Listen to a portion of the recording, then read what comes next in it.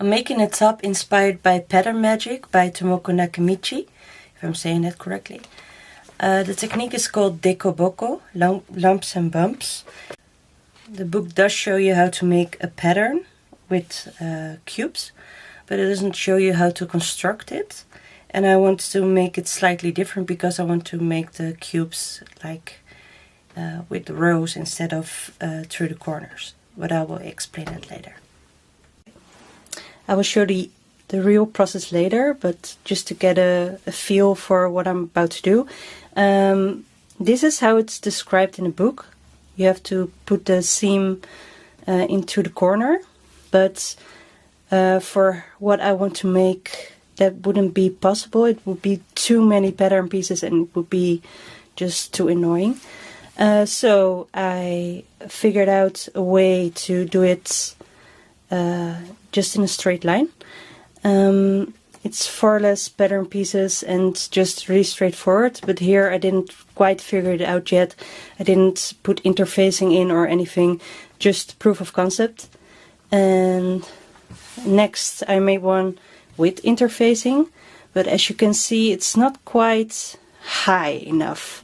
I think it could work for something else, but I really wanted it to be slightly higher for what I want to make. So this is what I ended up with. And this is the back.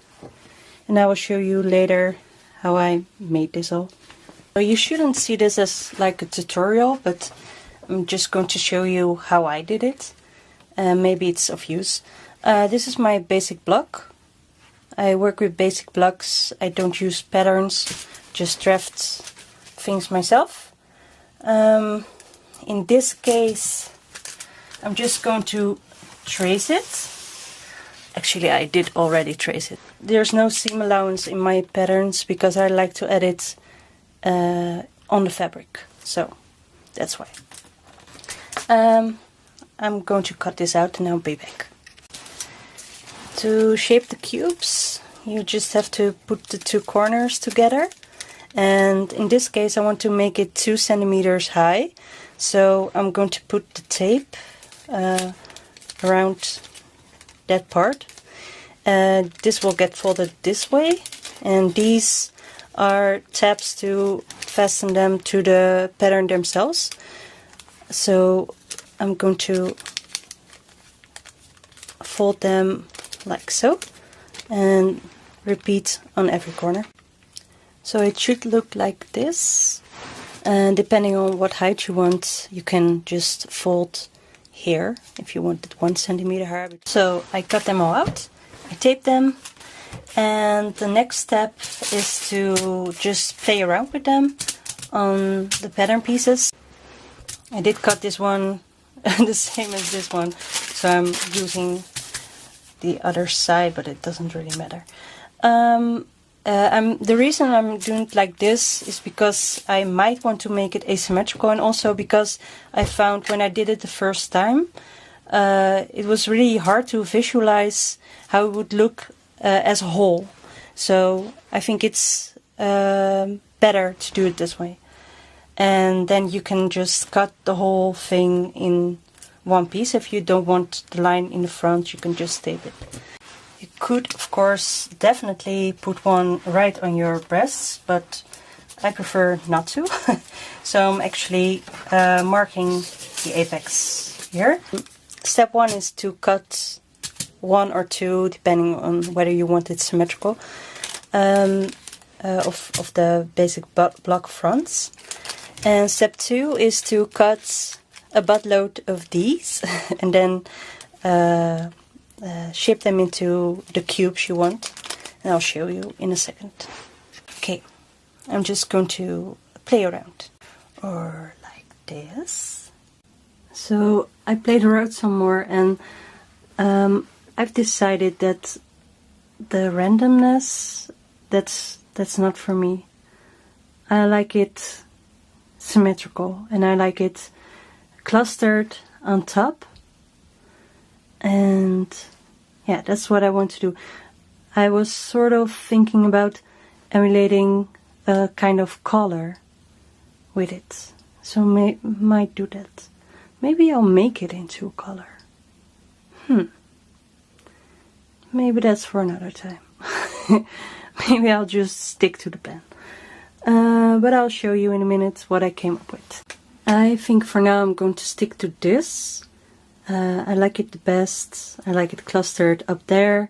So I think when you move around, it could be really obstructing if there were like little blocks in here, even though they're soft. So I think I like it clustered on top.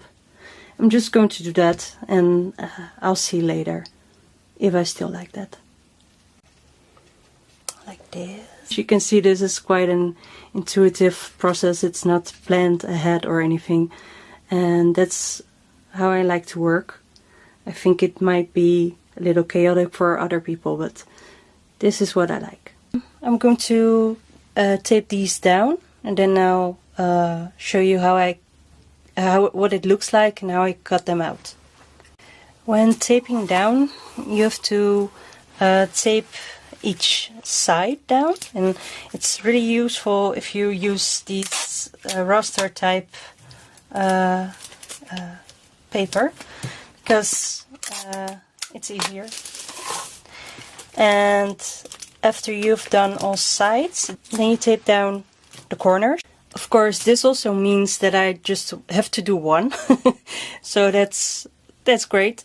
I can keep these for maybe like sleeves or anything else I want to make. As you can see, I've taped them all down. And now a really important step, you turn it around. You find the center of each square, and you, just with scissors, or in my case a seam ripper. I think it's just have a little more control with a seam ripper. So you just open it up, and then you cut really carefully. You cut the whole square out of the middle. So just cut out the squares, and I'll show you in a second. I cut out all the back sides. Oh, and now I'm just taping it again, and I just tape it down, all the edges. And that's because you're going to cut out along the sides and stuff, so you really have to tape it all down. I'm going to cut here. Well, I'm going to cut straighter than this line, I hope. And I'm going to cut up, and then around this edge, and then down, and then like that. I'm going to repeat that on each square. You don't have to mark it, but I'm doing just to show you. So what you end up here is, you see, this is like a really thin piece, but I don't think I mind. And here there's no space. So you could at this point decide it's not what you want, and then just move one piece. I might just do away with this one and just put this one here. I might do that. So, fun story. I made it all. I cut out the pattern, and I just didn't like it. I didn't like this thin strip. I didn't like this. I think this is hard to sew, and it just doesn't look right if you have like a sharp point just below your neckline. So this is what I ended up with. It's just all a bit lower, more in one line, and put this one slightly to the right. So I alternated it. So first just draw the cutting line, and you know to cut there. And see, this is better. This is just 3 pattern pieces, much more manageable. Yeah, I think this will work. Just going to have to find out if the way I'm sewing it together will still work, but we'll find out. It's really important for the next step. I marked where the side lines are because once you cut it, it will lay flat and it's just more difficult. Just cut around the blocks. And maybe it's useful to just number the pieces. To prep the fabric, I need to interface it, but to cut back on how much interfacing I have to use, I'm just going to lay it out. I'm just going to roughly trace around the pattern pieces just to show where the interfacing is going to be. Just leave about 2 centimeters between the pattern pieces, but it doesn't have to be that accurate because it's going to be I'm going to neatly transfer the pattern onto the fabric once I've done the interfacing, but the interfacing makes it so that you can't really see all these lines anymore, so don't bother with doing this really neatly. It doesn't matter. Have you ever tried using a drop of essential oil in your iron? I sometimes put a little drop of essential oil, and it just really smells delicious when I'm ironing. And I don't like ironing except when I'm sewing, so yeah, makes it a lot more pleasurable. Now this, I think, is where you have to make it more precise. I'm just using tailor chalk and just marking around the pattern piece. Of course you can pin it or something, but yeah, I'm not gonna. So once you've traced along the pattern piece, you can then you could potentially make it really precise, but I don't think that's quite necessary because you're going to cut away the seam allowance. But it's about 2 centimeters between the two pattern pieces, and then you just take the next one, and this one doesn't have any like tabs, so you can just, it's useful to have a straight line to put it against, and then just mark out the rest. It is quite important that you do this precisely, and that you also mark where the folding lines are, because you'll use that later on when you're sewing. So just make sure these are all relatively straight. You don't have to do anything with the tabs. And we'll get to the seam allowance later. So now I'm going to prep the fabric. It's actually a corduroy. It used to be a skirt. It used to be a pinafore dress actually.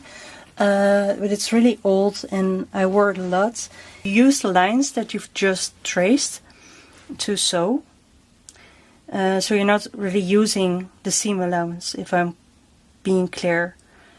I will show you in a minute, but that's why you don't have to be that accurate with the seam allowance. But just make sure that you do have like a 2 centimeter seam allowance at the sides and at the top.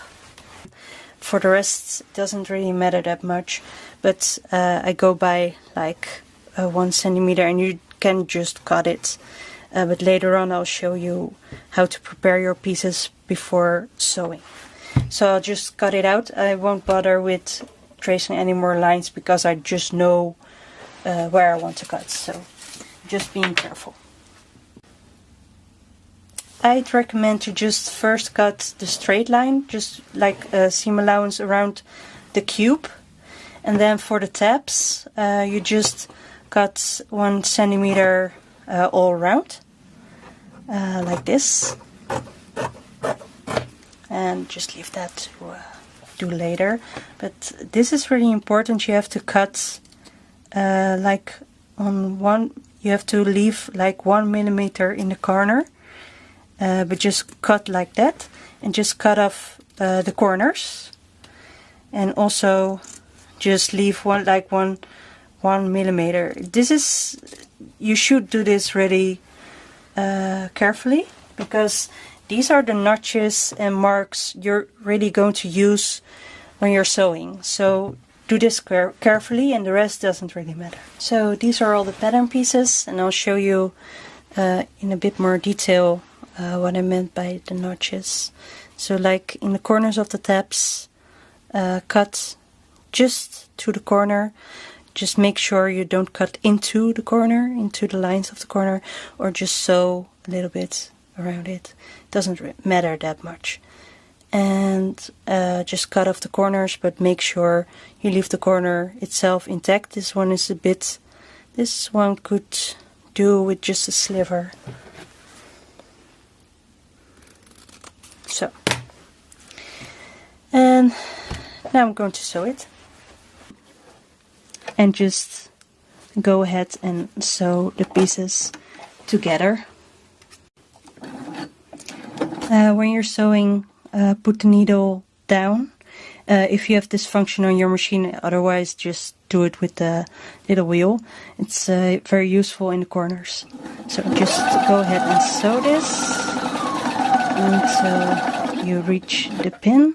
I do not like to sew over pins, and just make sure to leave the needle in, raise the foot, and then make sure that this is going to be another straight line. So hope this is the side of a tab, and I'm just going to sew it as a straight line just right on here, and I'm just going to hope and pray that it will line up with the other side, but I think it will. I just measured it, so you can always check, of course. Just sew right into the corner, and then lift it up and repeat the same process. So again, you're just making sure that this little tab is alongside the other piece of fabric you're sewing, and this will get a bit weird, but it'll line up once you've sewn it. And just sew ahead onto the corner. Just go slow in the corners and it will be fine. And then just go ahead and line it up. Make sure the little piece of fabric below is straight. And then just sew again into the corner. And then this is the last piece, and whoa, it lined up. I'm very glad. And then just sew the last part. So this is how the little tab got attached. It's just one side. And I'm going to do the next side. So when you're sewing, just take 2 pattern pieces. Make sure they're lined up correctly. And just see where the first corner is, where you're going to sew it against. It's like you're going to make sure that this will eventually make like a straight line across the other piece. So I will show you once I've sewn it, because now it's clearly not a straight line. So just make sure that this corner is lined up with this one. Just bring the needle down. So onto the corner. I'm showing you this one because It's a little bit more difficult because there's a tab on either side.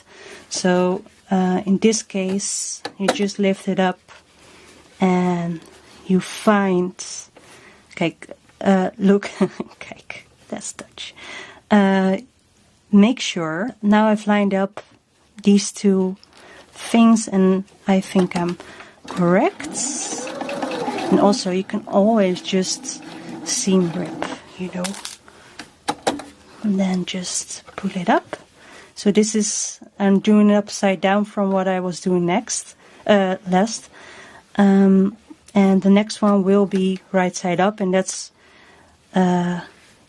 more easy to do. Wait, am I doing this correctly? Yeah, I think so.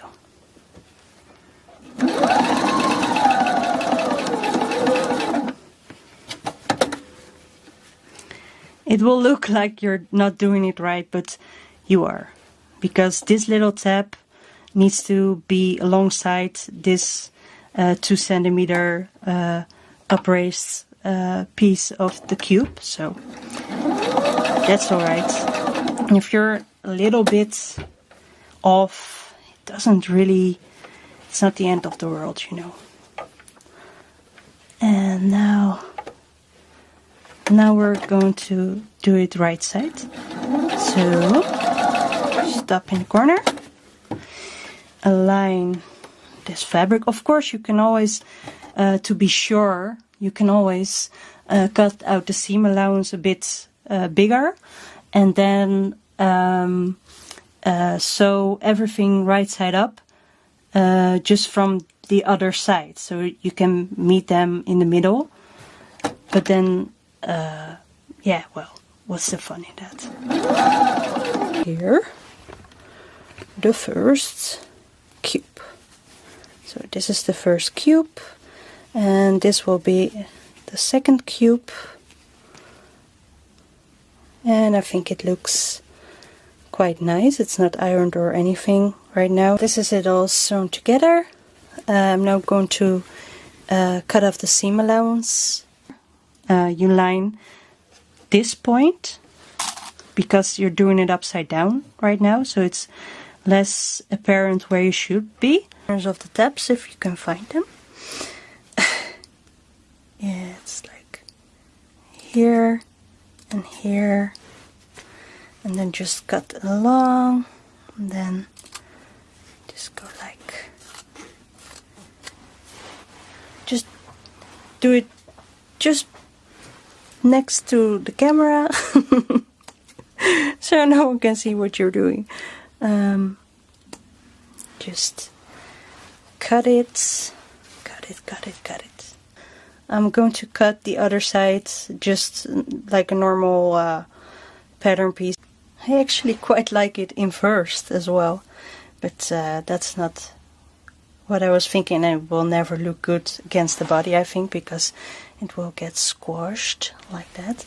So I'm just going to turn it all out and maybe give it a little press and fill these up with something like cushion filling or maybe fabric scraps, of which I have a lot. The whole, it will keep its shape, so like a tailor's hem or something, just to keep the edge straight, and then just tacking it down initially, just tacking it down quite loosely. This one, yeah, this is my sleeve thingy-majiggy. Yeah, I think that's about right. Ooh, spraying myself, taking it down, luckily not with boiling hot water. I'm doing this to keep the edges intact and just keep it all, yeah, this works much better. So, and just so it attaches to the, and I think, oh, that's so much better. That is so much better actually. So, of course, as I was sewing down the third square, I was like, wait, maybe I could just use interfacing to cover. Look at these little lumpy things and this perfect one, and it's much quicker. So I'm just going to undo these and just put interfacing there, and that's much easier, much easier. I actually used the wrong interfacing on this whole garment, so it's much less rigid as I would like it to be. But yeah, I don't really mind it, but it is a bummer. I thought this was the same thin interfacing I used the remnants of, but this is a new sheet of interfacing, and it's like completely different interfacing. I think it's really low grade, and yeah, just make sure that the fabric doesn't get bunched up in between the interfacing. Just hover above it and steam the interfacing to the filling, and just repeat on the last one. I was going to put in a whole lining, but I was originally going to make this like a vest or something, but I think it will be a blouse, and I don't like lined blouses. I run hot and I want to wear something underneath blouses. I want to be able to wear something underneath blouses. So I'm just going to line the piece in which I have the cubes. I just sewed it all together. So this is the front. I have two back pieces. That's the other side of the skirt that I used. I did have to piece together something, but I actually quite like piece together stuff. I like patchwork, I like it. Yeah, I'm just going to line the back of this and then put it all together, whip up some sleeves. Don't know what they'll be yet, but I will figure it out. So this is how it turned out. Yeah, really happy with it. It took a while for me to figure out what I wanted with it, because I made this front basically, and then I had no further plans. But then I wrestled with maybe this was originally intended to be at the bottom, but then I laid it on top and I just thought it looked very nice. I think it's a bit reminiscent of like a clown costume, and these are the 3 juggling balls. But I used the wrong interfacing. In the test ones I used a really strong interfacing, and the fabric got really rigid, and all the lines were very crisp. But I used a different one and it turned out much softer, as you can see. It's you can squeeze them, and I don't mind that. I really like it. Really like the stub. And yeah, the flutter sleeve. I hope you like this. And please tell me what you think about it, and if you have any questions, just drop them below. This is my first YouTube video, so it must not have been the greatest one. And if you were wondering, I do have a hat. It's here. I just, while I'm sewing and like talking, I don't like to be on camera. I think it's really awkward and I get really self-conscious, so it's just easier without a hat. But I do have one. If you want to see more of what I sew and make, because I also make jewelry and art, you can visit me on Instagram. I'm at the Headless Artist with dots between the words. I'll put it in the screen or down below somewhere. Thank you for watching.